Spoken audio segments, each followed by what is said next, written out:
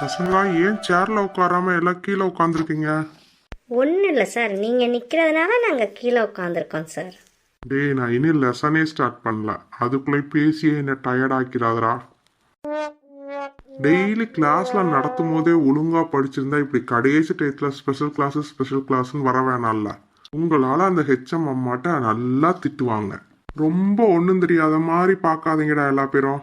வாரத்துல ஒரு நாள் தான் லீவு, அதுவும் ஒரு சிக்கனும் மட்டனும் சாப்பிட்டுட்டு தூங்கலான்னு நினைச்சா அது கூட என்னால முடியல.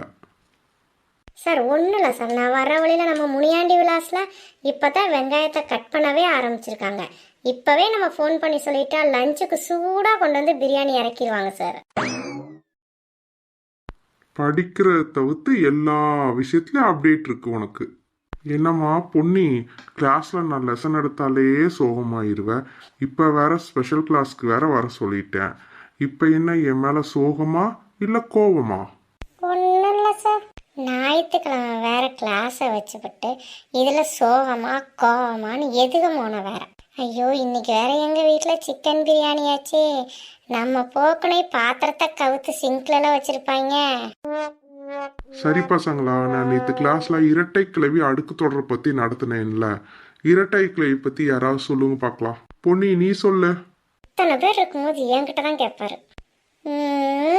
பல பல பல பல ரெட்டை கிளவி, கர கர கர கர ரெட்டை கிளவி உண்டல்லோ, செய்யுளில் உண்டல்லோ, தனித்து நின்றால் பொருளும் தராது, பிரித்து வைத்தால் பொருளும் தராது, ரெண்டல்லோ இவ்விரண்டும் ஒன்றல்லோ. பாட்டாவே படிச்சிட்டியாமா? இத போய் நீ அப்படியே எக்ஸாம்ல எழுதுனேன்னு வச்சுக்கோ, ஃபெயிலு தான். நீ எப்பவுமே ஃபெயிலு தான். மறக்காத, நீ அதை மறக்காத.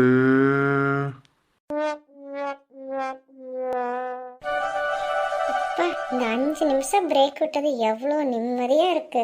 எப்போ முடிப்பார் இவர்? இன்னைக்கு வேற மேட்ச்சு. என்னது மேட்சா? அதுக்கே பொண்ணு எவ்வளோ ஷாக் ஆகுற? அட, மேட்ச்னாலே என் தங்கச்சிக்கு என் தம்பிக்கு சண்டை தான் வரும். அவ கார்ட்டூன் பார்க்கணுன்னு வா, மணி மேட்ச் பார்க்கணுன்னு வா, ரெண்டும் சண்டை போட்டுக்குங்களா. இதில் என் தங்கச்சி கோச்சிட்டு பிரியாணி சாப்பிடாம படுத்துருவா. அப்போ பிரியாணி எனக்கு கிடைக்கும்ல, அதே. ரொம்ப சந்தோஷப்படாத மணி, இதுதான் சாக்குன்னு தேனுவோட பங்கையும் சேர்த்து சாப்பிட்டா என்ன பண்ணுவ?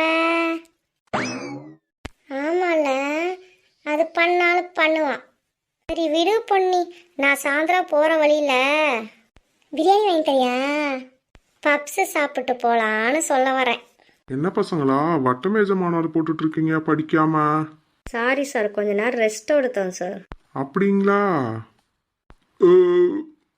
சார் என்ன முனியாண்டி விலாஸ் பிரியாணியா? அட நீ வேறம்மா, இது பசி ஏப்பம்மா. பிரியாணி நல்லா ஒரு கட்டு கட்டிட்டு பசி ஏப்பமாவில் ஆசானே போய் ரொம்ப சொல்றீங்க. இப்ப போன கிளாஸ்ல ஐவகை நிலங்கள் பார்த்தோம்ல, ஐவகை நிலங்கள்லாம் என்னென்ன, அவங்களோட தொழில் என்ன சொல்லுங்க பார்க்கலாம். என்னடா எல்லா பேரும் திருன்னு முழிக்கிறீங்க? சரி விடு. ராகுல் நீ சொல்லு, காடும் காடும் சார்ந்தவை எது? Amazon sir. உங்களெல்லாம் வச்சுக்கிட்டு நான் என்ன பண்றதுனே தெரியல.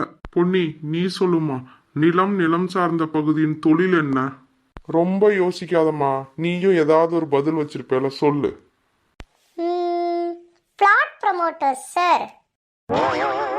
கடவுளே கடவுளே, நீங்கெல்லாம் பப்ளிக் எக்ஸாம்ல புக்கை கொடுத்து எழுதுங்கன்னு சொன்னா கூட பாஸ் ஆக மாட்டேங்கிறா.